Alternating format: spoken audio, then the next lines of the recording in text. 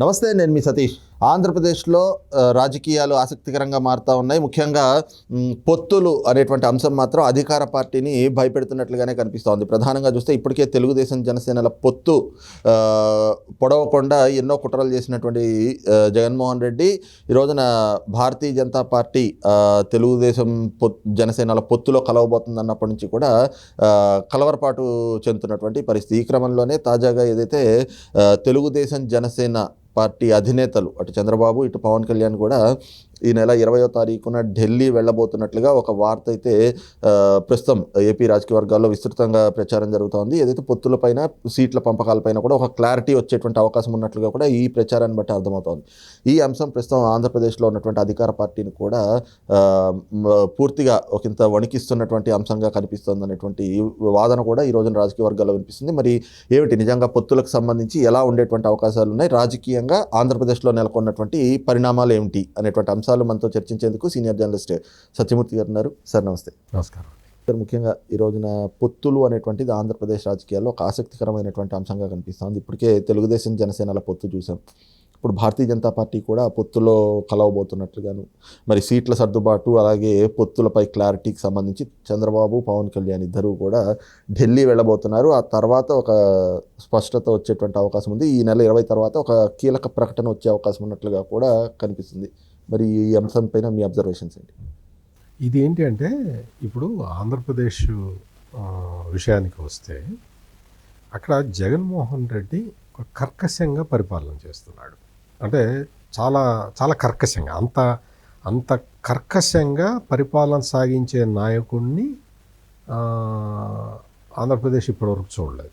ఆంధ్రప్రదేశే కాదు, మొత్తం దేశం మొత్తంలో కూడా ఇంత దారుణంగా ప్రవర్తించే ముఖ్యమంత్రిని ఎవరు చూడలేదు.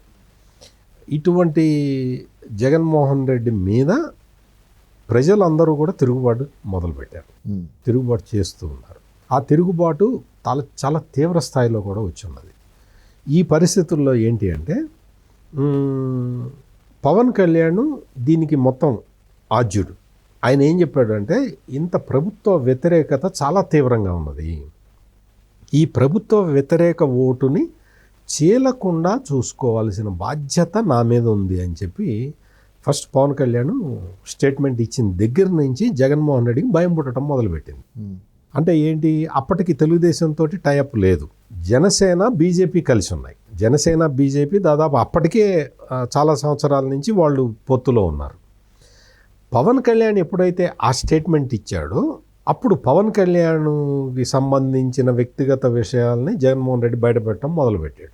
ఈ పరిస్థితుల్లో భారతీయ జనతా పార్టీ సైలెంట్గా ఉంది. అంటే సైలెంట్గా అంటే ఈ పొత్తు విషయంలో సైలెంట్గా ఉంది. వాళ్ళు కూడా అక్కడ జగన్మోహన్ రెడ్డి పాలనకి వ్యతిరేకంగా ఇసుక సంబంధించిన ఉద్యమం చేశారు, అక్కడ జరుగుతున్న అక్రమాల మీద ఉద్యమం చేశారు, మద్యం మీద దోపిడీ చేస్తున్నాడో ఉద్యమం చేశారు. ఈ విధమైన ఉద్యమాలు భారతీయ జనతా పార్టీ వాళ్ళంతట వాళ్ళు టేకప్ చేసి చాలా బాగా చేశారు. పర్టికులర్గా దగ్గుబాటి పురంధేశ్వరి బీజేపీ రాష్ట్ర శాఖ అధ్యక్షురాలు అయిన తర్వాత జగన్మోహన్ రెడ్డి మీద అసలు చాలా తీవ్రమైన ఎలిగేషన్లు చేసిన పరిస్థితి మనం చూసాం. అంతకుముందు సోము వీర్రాజు బీజేపీ అధ్యక్షుడిగా ఉన్నప్పుడు జగన్మోహన్ రెడ్డి ఏం చెబితే అదే చేసేవాడు. ఇది మొత్తం స్పష్టం, అందరికీ తెలిసిన విషయం ఇది. దాంతో ఏమైంది అంటే బీజేపీ మీద కన్ఫ్యూజన్ మొదలైంది. అంటే దగ్గుబాటి పురంధేశ్వరి వచ్చిన తర్వాత కూడా బీజేపీ మీద అంతకు ముందర ఏర్పడిన అనుమానాలు నివృత్తి కాలేదు. ఈమె ఎంత పోరాటం చేసినా అంతకు ముందర వచ్చిన అనుభవం ద్వారా వచ్చిన ఆ కన్ఫ్యూజన్ పోలేదు. సో ఆ కన్ఫ్యూజన్లో భారతీయ జనతా పార్టీ ఏ నిర్ణయం తీసుకుంటుంది అనేది ఒక పజిల్ లాగా ఇంతకాలం ఉన్నది. ఎప్పుడైతే కేంద్ర హోంమంత్రి బీజేపీలో చాలా కీలకమైన వ్యక్తి అమిత్ షా చంద్రబాబు నాయుడిని పిలిచి మాట్లాడాడు, అప్పుడు అందరికీ కూడా ఒక రకమైన క్లారిటీ వచ్చింది. అంటే వాళ్ళిద్దరి మధ్య జరిగిన చర్చల్లో ఏం మాట్లాడుకున్నారు, ఎటువైపు ఇది అలయన్స్ వైపు లీడ్ తీసుకుంటుందా లేదా అనేది కొంతమందిలో కన్ఫ్యూజన్ ఉన్నా కానీ అటువైపు వెళ్తూ ఉన్నది డైరెక్షన్లో. మళ్ళీ ఇప్పుడు 20వ తారీఖు, ఈ నెల 20వ తారీఖు మళ్ళీ సమావేశం కాబోతున్నారు అన్న విషయం తెలిసిన తర్వాత కొంత తెలుగుదేశం పార్టీ కార్యకర్తల్లో కూడా ఒక రకమైన సంతోషం కనపడుతూ ఉన్నది. ఎందుకు అంటే జనసేన ఒక్కటే రావటం కాకుండా భారతీయ జనతా పార్టీ కూడా రావటం వల్ల మేలు జరుగుతుంది అనేది తెలుగుదేశం పార్టీలో బ్రాడ్గా ఉన్న ఒక అభిప్రాయం.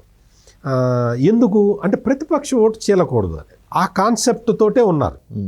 ఆ కాన్సెప్ట్ మీదనే వర్కౌట్ చేస్తున్నారు. ఈ లోపల జగన్మోహన్ రెడ్డి ఏం చేశాడంటే, జగన్మోహన్ రెడ్డి సిద్ధాంతానికి బీజేపీ సిద్ధాంతానికి ఉత్తరం దక్షిణ ధ్రువాల్లాగా ఉంటుంది.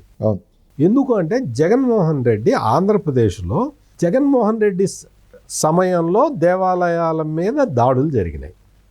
రామతీర్థంలో అయితే రాముడి తల నరికి తీసుకెళ్ళారు. ఇప్పటి వరకు దానికి సంబంధించిన ఎవరిని పట్టుకోలేదు. అంతర్వేదిలో ఎవరన్నా పట్టుకున్నాడు కానీ వాడు పిచ్చోడు కాబట్టి అట్లా చేశాడని చెప్పారు. అంటే ఇదే కాకుండా ఆంధ్రప్రదేశ్ వ్యాప్తంగా మత మార్పిడులు విపరీతంగా జరుగుతున్నాయి.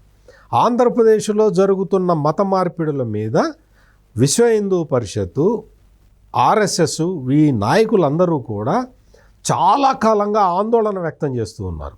అంటే జగన్మోహన్ రెడ్డి పార్టీ అంటే వైఎస్ఆర్ కాంగ్రెస్ పార్టీ వీటిని ఎంకరేజ్ చేస్తున్నది. ప్రభుత్వంలోకి వచ్చిన తర్వాత మత మార్పిడులు పెరిగిపోయినాయి అనేది ఆర్ఎస్ఎస్ పెద్దలు ఆల్రెడీ బీజేపీ అగ్రనాయకుల దృష్టికి ఇప్పటికే చాలాసార్లు తీసుకెళ్లారు. ఇటువంటి పరిస్థితులు ఉన్న నేపథ్యంలో జగన్మోహన్ రెడ్డి ఏం చేశాడంటే, బీజేపీ తెలుగుదేశం వైపు వెళ్ళిపోతున్నదేమో, వెళ్లకుండా ఆపుదాము అన్న ఉద్దేశంతో, సార్ మీరు ఏం చెబితే అది చేస్తాను, మీకు మీకు మీకు బానిసని, మీరు ఎటువంటి నిర్ణయం తీసుకుంటే దానికి ఓకే అంటాను, మీరు దయచేసి తెలుగుదేశం వైపు వెళ్ళమాకండి, నా వైపే ఉండండి, ఇప్పుడు ఎట్లా ఉన్నారో అట్లా ఉండండి, మీరు తెలుగుదేశం వైపు వెళ్ళొద్దు, గెలిచేది నేను మొత్తం నా ఎంపీ సీట్లన్నీ మీకే ఇస్తాను, ఇప్పుడు నాకు రాజ్యసభలో ఉన్న బలమంతా మీకే వాడుతున్నాను కదా, మీకు అన్కండిషనల్గా సపోర్ట్ ఇస్తున్నాను కదా, మీరు నన్ను ఎందుకు వదులుతారు సార్, నన్ను వదలమాకండి సార్, నేను ఇదైపోతాను సార్ అదైపోతాను సార్ అని చెప్పి జగన్మోహన్ రెడ్డి పొత్తు ప్రతిపాదన పెట్టాడు బీజేపీతో.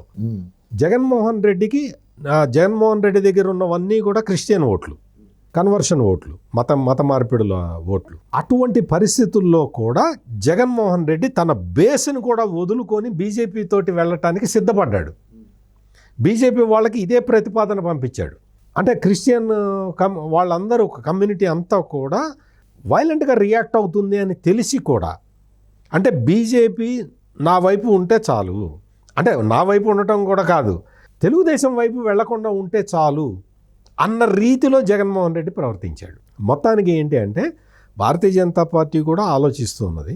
ఏ విధంగా ఉంది, వాళ్ళకి సర్వే రిపోర్ట్లు అవి ఉంటాయి, రాష్ట్రంలో పరిస్థితి ఏంటి అనేది రాజకీయ పరిస్థితి వాళ్ళు చూసుకుంటారు.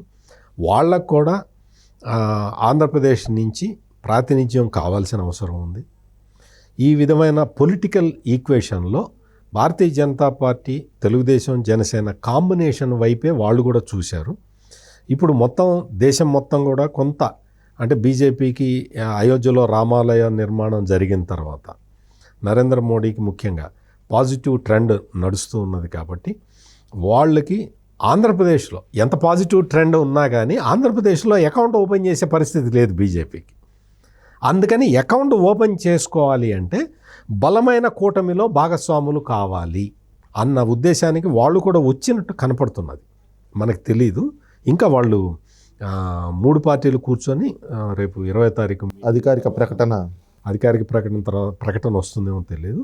అప్పటి వరకు కానీ జరుగుతున్న పరిణామాలు చూస్తే మాత్రం ఈ 3 పార్టీలు కలిసి పోటీ చేసి ఆంధ్రప్రదేశ్లో ఒక ప్రభంజనం సృష్టించి జగన్మోహన్ రెడ్డిని సింగిల్ డిజిట్కి పరిమితం చేయాలన్న ఒక ఈక్వేషన్కి వచ్చినట్టయితే మాత్రం కనపడుతున్నది.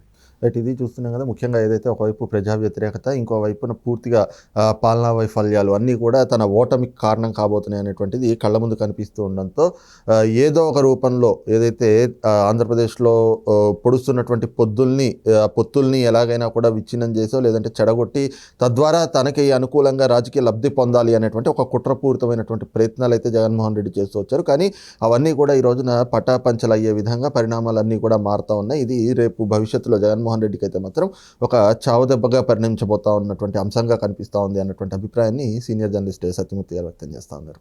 Thank you. నమస్కారం.